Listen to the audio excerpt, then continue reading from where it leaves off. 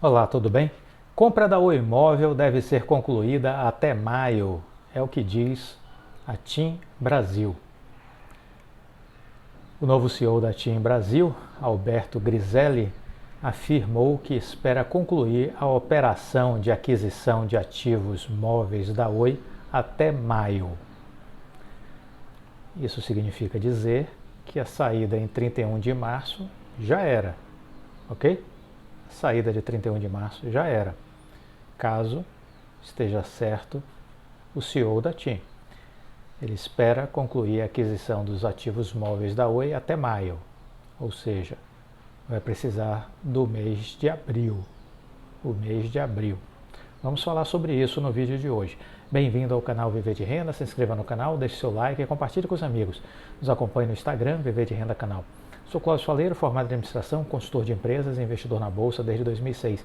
São mais de 1.200 vídeos aqui no canal, maratone todos. Não pule, faça a linha do tempo desde julho de 2020. Faça de conta que você está lendo um livro. Se você pular as páginas, não vai entender toda a história, vai perder o fio da meada. Por isso eu recomendo que maratone todos os vídeos. Se gostar, vá deixando o seu like, porque o YouTube recomenda para mais pessoas. Assim a gente faz uma corrente do bem e vai beneficiando mais gente. Muito bem, vamos voltar a essa notícia de uma entrevista do CEO da TIM aqui no Brasil. O Alberto Griselli ele afirmou que espera concluir a operação e a TIM é a principal compradora de boa parte da Oi Imóvel. Então ele espera concluir a operação de aquisição de ativos até maio, ou seja, 31 de março, saída da recuperação judicial, impossível, esquece isso.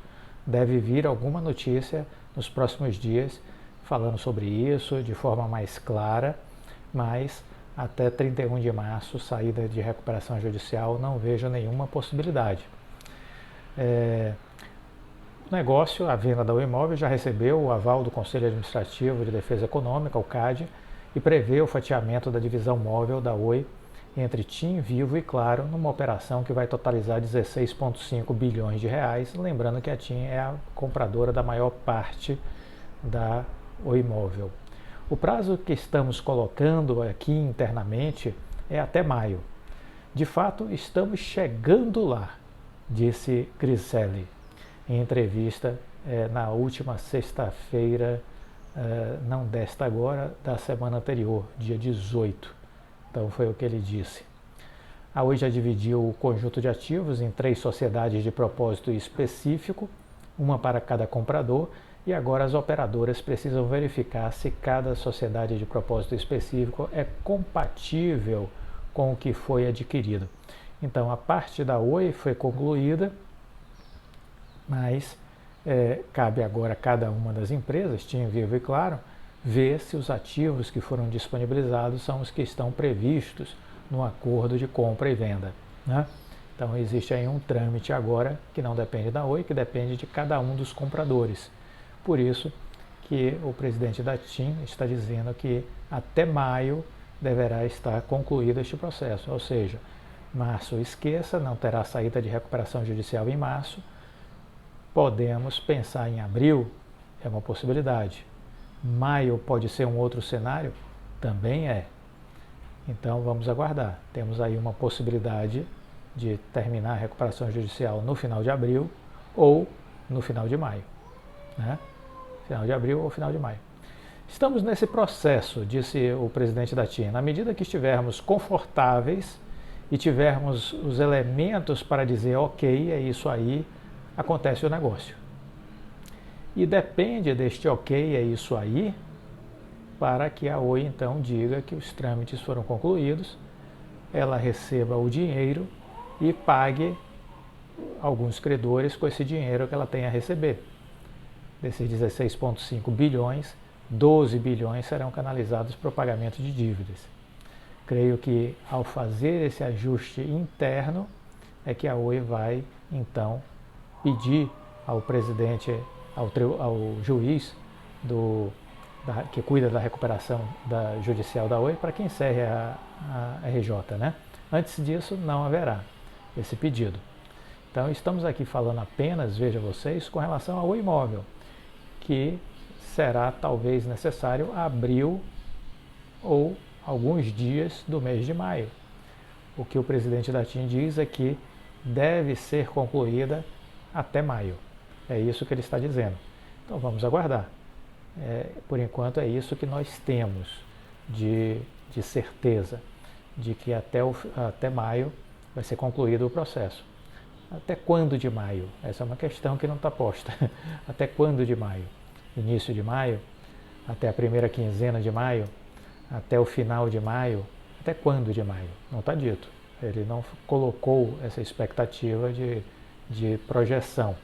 Mas vamos ser otimistas e considerar que pelo menos seja início de maio, ou seja, que você vai precisar ainda do mês de abril inteiro para fazer as verificações, fazer os encerramentos desta operação e aí sim dizer, ok, é isso aí, vamos assinar o cheque, transferir o dinheiro para a conta da Oi e que nesse passo também estejam sendo feitos, acredito que também, as providências com relação a Vivo e Claro. Porque a TIM é a empresa que vai ficar com a maior fatia de participação, então aqui vamos dizer assim, aqui deve demorar um pouco mais para concluir a operação. Vivo e Claro deve levar menos tempo, mas de qualquer sorte, se o horizonte de tempo fixado aí pela TIM é pelo menos levar o mês de abril, a gente tem aí seguramente já, vamos dizer assim, derrubada a expectativa de 31 de março para a saída da RJ. Então isso para mim já é um ponto pacífico. A dúvida é, vamos ter abril ou abril e maio para a saída da RJ? Por quê? Veja que aqui estamos falando desta operação da Oi Imóvel, que depende de uma burocracia para ser concluída. Lembre-se vocês que lá atrás, no ano passado, o Rodrigo Abreu já tinha dito que precisaria de 2 a 3 meses para fazer todos os ajustes operacionais para migrar os ativos para os seus respectivos compradores. 2 a 3 meses. A decisão do CAD saiu no início de fevereiro, né? Então, março, abril, 2 meses. Se considerarmos maio, temos mais um mês aí pela frente, dá os 2 ou 3 meses. Abril ou maio dá os 2 ou 3 meses que o Rodrigo Abreu falava lá atrás de que seriam necessários. Então veja que tudo caminha nessa direção, abril ou maio, para encerramento da recuperação judicial. E vamos recordar que, além disso, e o que está faltando? Está faltando a Anatel trabalhar. Está faltando a Anatel trabalhar, já pedimos aqui ao longo desses últimos dias para que vocês mandem e-mails para o Vicente Aquino, para o presidente da Anatel, para que isso vá à pauta, para que a Anatel julgue este assunto, julgue esse tema. A anuência prévia da Vital. Essa anuência prévia da Vital é fundamental para que o negócio seja concluído. Então, se estamos vendo os trâmites operacionais acontecendo, já em fase adiantada para fechar a operação da Oi Imóvel, vamos recordar que com relação à Vital, isso ainda não foi feito. Não foi feito porque ainda não saiu a anuência prévia da Anatel autorizando que a Oi venda uma parte do seu capital social da Vital para o BTG Pactual. Isso não foi feito. Então hoje a Vital ainda é uma empresa 100%, 100% da Oi, né? É isso que a gente tem. Então essa é a nossa realidade do momento, né? E o que fazer então? A gente precisa esperar que a Anatel trabalhe, pare de procrastinar, delibere a aprovação da anuência prévia, porque a partir daí vai contar um prazo para que a Oi possa fazer a transferência de uma parte do capital social, 58% mais ou menos, para o BTG Pactual. Isso leva um tempo, né? Então, como março nós já estamos praticamente no final, sim, plenamente possível a gente começar a raciocinar em fim de abril ou fim de maio para a saída da RJ da Oi. Não é nada fora de uma questão razoável de pensamento. É muito possível que seja final de abril ou final de maio. Muito possível, né? Vamos contar 30 dias pelo menos a partir da anuência prévia da Anatel para o encerramento deste processo de transferência de parte do capital social da Oi para o BTG. Quando será a reunião da Anatel? Né? Agora no mês de abril. Né? Então, 30 dias, a gente chega aí próximo do final de abril, né? Início de maio, tudo caminha para este horizonte de prazo, de abril, maio, para fazer esses fechamentos. Né? Fazer esses fechamentos. Muda alguma coisa em relação à lógica de estar na Oi? De forma alguma, porque a Oi é investimento de longo prazo. Né? Do ponto de vista dos resultados da Oi, vai prejudicar essa demora agora? Dissemos lá atrás que sim, que havia um aumento de dívida, mas, por outro lado, nós veremos no primeiro TRI uma redução de dívida por conta da queda do dólar, uma queda substancial, diga-se de passagem. Né? Isso vai ser refletido no balanço do primeiro TRI. Então eu começo a enxergar, vamos dizer assim, uma coisa anulando a outra. Temos um aumento de dívida por conta de mais um trimestre para resolver as pendências das transações, por conta do CAD e da Anatel que procrastinaram demais. Então temos mais um aumento de dívida em função disso. Mas teremos do outro lado uma redução de dívida em função da queda do dólar. Teremos uma diferença também aí nesse aspecto. Então eu acho que uma coisa meio que vai anular a outra. Vamos aguardar para ver. De toda sorte, não há nada o que fazer, né? Esperar. Quem esperou até aqui vai esperar mais 30 ou 60 dias. Simples assim. Não tem muito o que ser feito. Né? Então é ficar tranquilo, relaxar, né? não se chatear com isso. O tempo é o tempo que as coisas precisam acontecer, mas lembrando que todo este atraso é decorrente dos órgãos reguladores, é decorrente da Anatel e do CAD. Houve um exagero, um tempo demasiado para tratar deste assunto. Fazer o quê? Criticar, né? Mostrar nossa indignação, questionar as autoridades competentes, o governo, né? O ministro das Comunicações, mas não temos outra coisa a fazer que não seja essa, de protestar e mostrar nossa indignação. No mais é esperar para que essas coisas se concretizem, né? 30 dias a mais, 60 dias a mais. Não tem jeito. É esperar. Não tem outra coisa a ser feita. É esperar. Somente isso. Nada mais. Né? Então, dentro dessa lógica, dentro desse contexto, o exercício da paciência para quem está investido no longo prazo é algo natural. Não tem muito o que dizer sobre isso. Muito bem. Uma outra coisa que, para você ver que este é um processo que tem muitas idas e vindas, né? E que gera muita volatilidade, porque as pessoas exploram as notícias sempre que possível para gerar ruído, gerar volatilidade. Né? Essa semana que passou, está aí sendo feito um agendamento, né? Estava sendo feito o agendamento para que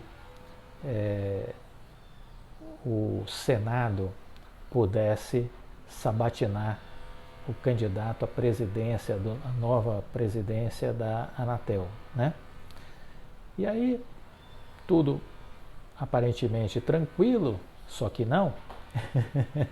O Tribunal de Contas, no dia 22 de março, surpreendeu o governo e o próprio Senado ao dizer que deveria ser cancelada a sabatina do Carlos Baigorre, que será o novo presidente da Anatel.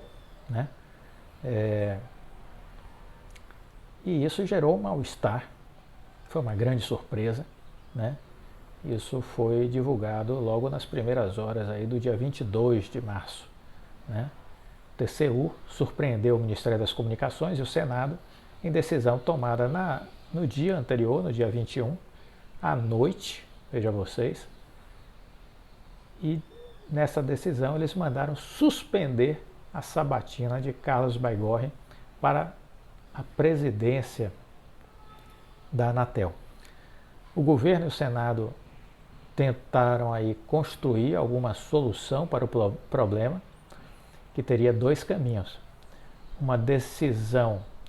A decisão monocrática do ministro Walton Rodrigues teria que ser submetida ao plenário do tribunal, do TCU, e aí se buscar no plenário alterá-la. Uma iniciativa que de qualquer forma não impediria o adiamento da sabatina, que estava marcada para o dia 22. O Senado, isso seria um caminho. O outro caminho seria o Senado manter a sua posição, desconhecer o despacho do ministro do TCU, sob o argumento que ele seria inconstitucional, visto que o TCU é um órgão auxiliar do Legislativo e não um órgão que deva fiscalizar as decisões do Congresso Nacional. Isso porque a indicação de Baigorre para a presidência da Anatel já contou com parecer favorável da relatora do caso, a senadora Daniela Ribeiro, que aprovou a indicação do técnico da agência, afirmando que ele atende aos requisitos previstos na lei, pois possui nacionalidade brasileira, reputação ilibada, formação universitária, elevado conceito no campo de especialidade de atuação da agência. Da mesma forma, o pleiteante ocupa há mais de 4 anos cargo em comissão ou função de confiança equivalente e tem formação acadêmica compatível com o cargo. A decisão do TCU surpreendeu a todos porque o ministro mandou suspender a sabatina, acolhendo a posição da Secretaria de Fiscalização de Infraestrutura Hídrica, de Comunicações e de Mineração, que aponta possíveis irregularidades na indicação de Baigorre para o cargo, pois iria extrapolar o prazo de 5 anos de mandato em órgão de direção da agência reguladora, já que ele integra o órgão máximo do colegiado. Então veja como é um negócio de maluco essa máquina pública brasileira, né? Quer dizer, tudo se encaminhando para o Senado sabatinar e conduzir ao cargo o novo presidente da Anatel. Aí vem o Tribunal de Contas, provocado por uma secretaria do governo, e aí se criou toda essa celeuma. Então você vê que eles não se entendem sequer entre eles, o governo. Eles não conseguem se entender entre eles. Quer dizer, um toma uma decisão, aí vem um outro, toma outra, vem um outro, toma outra, e fica esse caos. Isso é uma vergonha. Isso é uma vergonha. Né? Parece um hospício. Bom, aí como o Brasil ele é muito animado, né? O TCU depois, por conta de um mal-estar, o TCU mudou de posição. Veja que coisa, o TCU se manifestou, mandando suspender a sabatina. Aí depois o TCU mudou de posição. Olha que negócio, né? Em um novo despacho, o ministro Walton Rodrigues autoriza a indicação do Carlos Baigorre, desde que no prazo de 5 anos se inclua também o período que ele atuou como conselheiro da Anatel. Então o TCU mudou de posição, né? O ministro Walton Rodrigues mudou o seu despacho e enviou uma nova decisão para a Comissão de Infraestrutura do Senado, autorizando a indicação do Carlos Baigorre para a presidência da Anatel, desde que seu mandato não extrapole os 5 anos estabelecidos na nova lei da agência reguladora. Autoriza a indicação de Carlos Baigorre desde que o prazo de 5 anos se inclua também o período que ele atuou como conselheiro da Anatel. Na decisão do dia 21, o ministro mandou suspender a sabatina. No dia 22, ele manda ter a sabatina.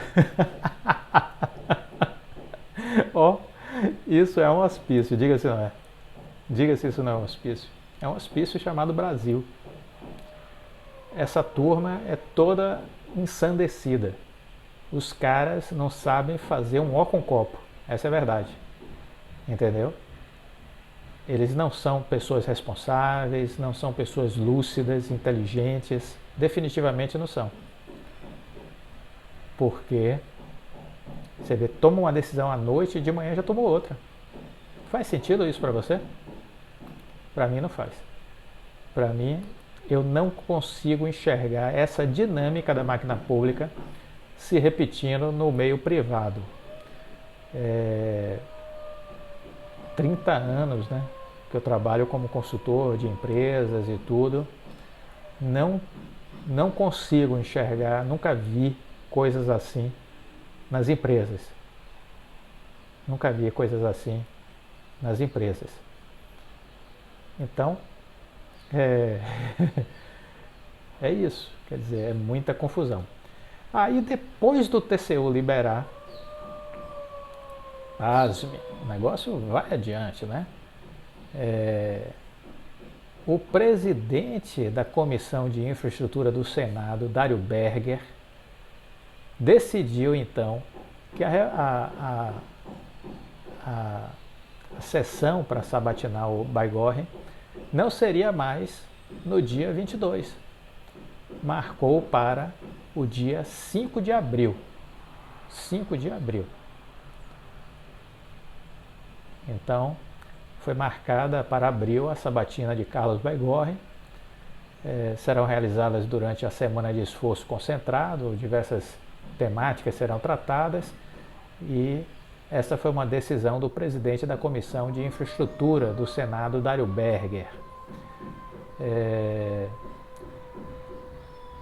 E além dele, vai haver a sabatina do Arthur Coimbra. Além do Carlos Baigorre, vai ter a sabatina do Arthur Coimbra, que é indicado para uma vaga também do Conselho Diretor da Anatel, né?